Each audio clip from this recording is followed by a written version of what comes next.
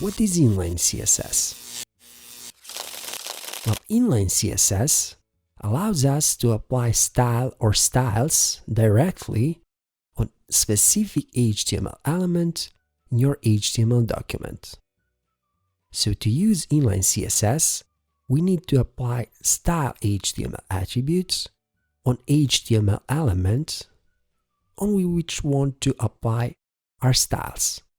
So in our case, we want to apply background color on our HTML element. Also, we can apply more than one style on same HTML element. So in that case, we just need to use semicolon between our styles.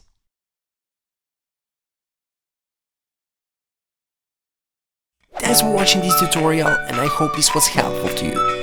If you like our work, please become our Patreon or simply donate or PayPal. Please remember, even a little from you means a lot for us. You can follow us on our Twitter and Instagram profiles, and please don't forget to subscribe on our YouTube channel, because on our YouTube channel, knowledge is waiting for you.